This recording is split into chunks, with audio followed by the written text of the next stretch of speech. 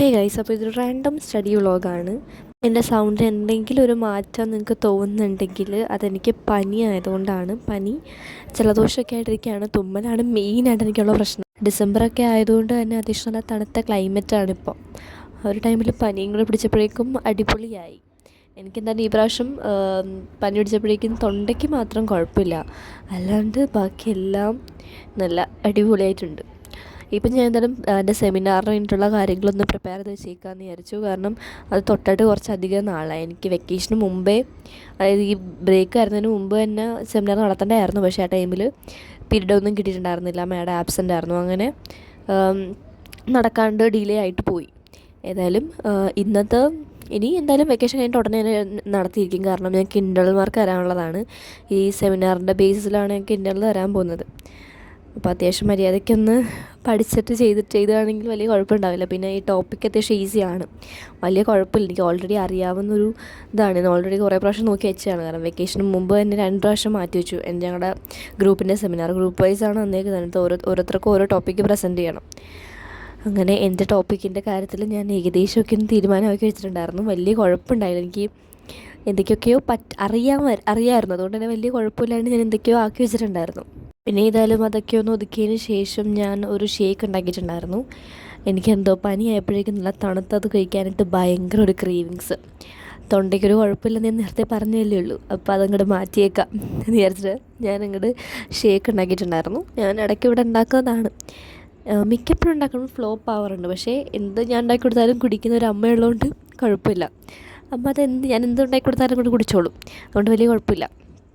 പിന്നെ അനിയത്തിമാരുണ്ടായിരുന്നു, അവരും കുടിച്ചിട്ടുണ്ടായിരുന്നു.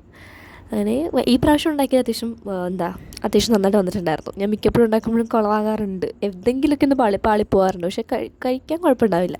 പക്ഷേ ഈ പ്രാവശ്യം ഉണ്ടാക്കിയതായാലും സെറ്റായിട്ടുണ്ടായിരുന്നു. എനിക്ക് ഇഷ്ടപ്പെട്ടിട്ടുണ്ടായിരുന്നു.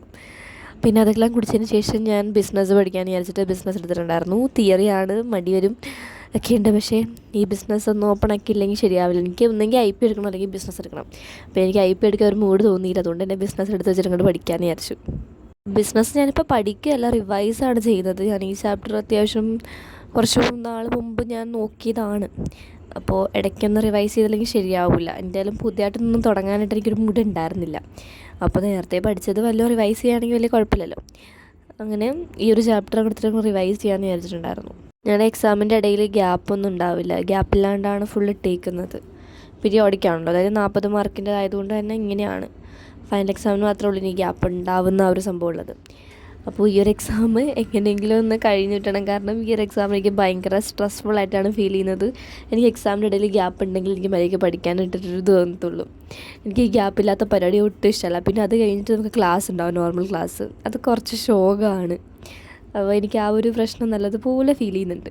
പിന്നുള്ളൊരു കാര്യം എന്ന് വെച്ചാൽ ഈ 40 മാർക്കിന് ഈ ഞങ്ങളുടെ ഹാഫ് ഇയർ കഴിഞ്ഞിട്ട് അത്യാവശ്യം കുറേ ചാപ്റ്റേഴ്സ് എടുത്തിട്ടുണ്ട്. അപ്പോൾ എനിക്ക് തോന്നുന്നു മിക്കവാറും അതെല്ലാം ഉണ്ടാവും എന്നാണ് തോന്നുന്നത്. ഈ 40 മാർക്കിന് ഇത്രയും ചാപ്റ്റേഴ്സ് ഉറപ്പായിട്ടും ചോദിക്കും, ഉറപ്പായിട്ടും ഉണ്ടാവും. അത് കുറച്ച് ബുദ്ധിമുട്ടുള്ള പരിപാടിയാണ്. പിന്നെ ഇത്രയും ചാപ്റ്റേഴ്സ് കവർ ചെയ്ത് തീർക്കണം. ആനുവൽ എക്സാമിന് എനിക്കില്ല, അവസാനത്തെ എക്സാമിന് വലിയ കുഴപ്പമുണ്ടാവില്ല. ഇത്രയും ചാപ്റ്റേഴ്സ് നമുക്ക് എങ്ങനെയൊക്കെ നോക്കി വയ്ക്കാം. ഇതെന്തുകൊണ്ടാണെന്ന് വെച്ചാൽ നമുക്ക് ആ സമയത്ത് പ്രോപ്പർ സ്റ്റഡി ലീവും കാര്യങ്ങളൊക്കെ കിട്ടും. അപ്പോൾ എങ്ങനെയെങ്കിലുമൊക്കെ ഒന്ന് ഒപ്പിച്ച് വെക്കാൻ പറ്റും. പക്ഷേ ഇവിടെ ആ ഒരു പരിപാടി നടക്കില്ല. ഈ ഗ്യാപ്പും ഇല്ല, ഒന്നുമില്ല. അത് കഴിഞ്ഞിട്ട് ക്ലാസ്സും ഉണ്ട്. അപ്പോൾ മൊത്തത്തിൽ ശോകമാണ്. അപ്പോൾ ഇതെല്ലാം മാത്രമേ ഉള്ളൂ. Thanks for watching. Bye bye.